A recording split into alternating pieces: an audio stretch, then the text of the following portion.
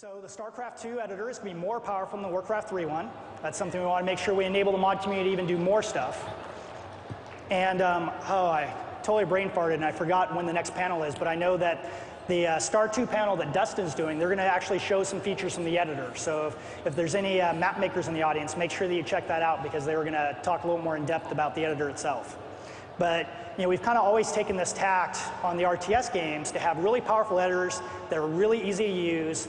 And the editors that we put out there, it really is the tool that we use to build the campaign. So there really isn't going to be that much that anything that we do, you should be able to do within the editor too. Plus a lot more. There's actually a lot of things we added to the editor intentionally just to make sure that even functionality we don't need, like things like items, because we don't really need a whole item system within Star 2, but we still want to make sure that that functionality was in there so that people would be able to make really cool maps with it. And then we also have this concept called map publishing. So map publishing, going all the way back to that always connected experience idea, one of the things that's really cool is once you actually make a map, you can publish it up to the service, and from right there, make it so everyone can get a hold of it, which has a few different really cool ramifications. One thing is, you can download maps without having to join a game, so you don't have to have that Dota getting kicked experience all the time. Another thing that's really cool about it is when you actually pull up a list of all the different maps, it doesn't have to be maps that are just on your local drive. You can actually browse all the maps on the service. You don't have to wait to see just which games are open or anything like that. You'll be able to see all the maps that are actually currently up on Battle.net, everything that's been published. So that'll also be a really, really cool feature.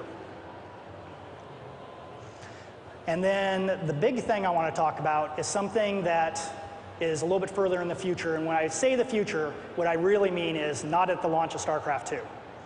So even though I know we've already put Starcraft 2 into the next year, but I want to make sure that I got up here and talked about some of the things that we're doing for the mod community that's going to be even beyond the launch of it. So we have this concept of the Starcraft 2 marketplace. And again, kind of if you look at Warcraft 3, it was really, really difficult to find maps and really kind of find out what's out there. The only thing you really had was the open game list, and as I kind of illustrated early on, that open game list might only display 12 different versions of Dota. So we want to have this big marketplace area where you can actually see all the different maps and make it easy to browse, and then we want to have kind of this concept of ratings, allow you to comment on the maps. So really the whole community that's playing all these maps, you'll be able to see all the maps that are up there. They'll be rated by popularity, they'll be rated by like a star system, and you'll be able to browse them however you want. You'll be able to search for maps, all those sorts of things. And then the really big thing is we're going to have this concept of free maps and premium maps. So there's going to be plenty of cool free maps out there still, but also you're going to be able to have maps up there that are for pay. And the portion of the revenue is going to go to the map creator. So if you make a really cool map with all original content that's awesome, you can put it up onto the service and actually make money on your map.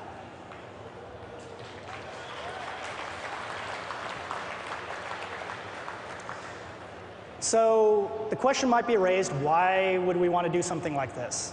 And it really is aimed at making just this awesome, awesome map community. Because we've looked at like other different gaming communities out there, and one of the things that we thought was really interesting, if you looked at what happens when people actually have a budget, look at the sorts of things they can create.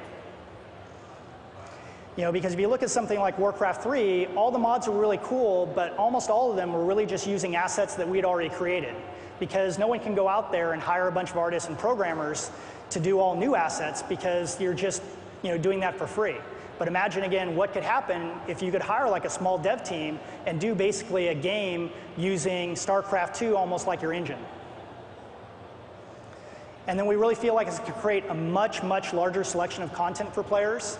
We think there's going to be a lot of maps out there going to be single-player maps. We think there'll be multiplayer, and of course, all the different genres.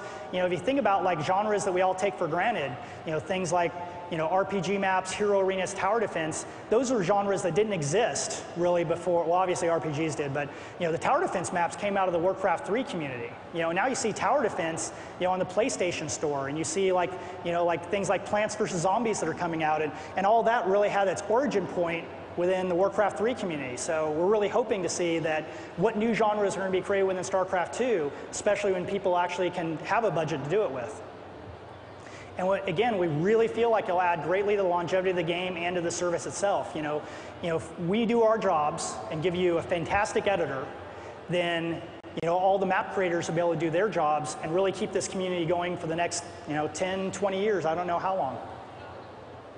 And the most important thing is we've seen like other services out there doing things like this. So we want to make sure that the best amateur game designers out there are making maps for StarCraft 2 and not necessarily making stuff for Kongregate or Steam or something like that. So last thoughts. I want to make sure that you guys realize that we totally intend for there to be a lot of free content. A good example is the iPhone App Store. There's a lot of great free apps up there. And if you think about it like this, something like Defense in the Ancients, I would think would still end up being a free map because it doesn't really have a lot of original content. So it's really trying to add a layer of super professional content on top of that.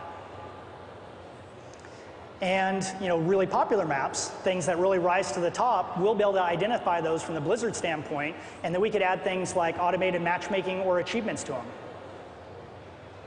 And then, of course, really important, map creators get rewarded for their work. And this is something that we've been so fortunate over the years to be able to have such a great mod community that creates so much great content for our games. So this is really an opportunity for them to also share in the rewards of our success. And this is kind of the most important thing. Anyone here that wants to do it, please start getting prepared to make some awesome maps. And that's really the reason why we're announcing this today before we're even launching Star 2, because we want to give you that head start. We want to give you the head start to start thinking about ideas, start getting teams together, your friends together, because it takes a long time to make an awesome game. So here's your head start. And thank you very much.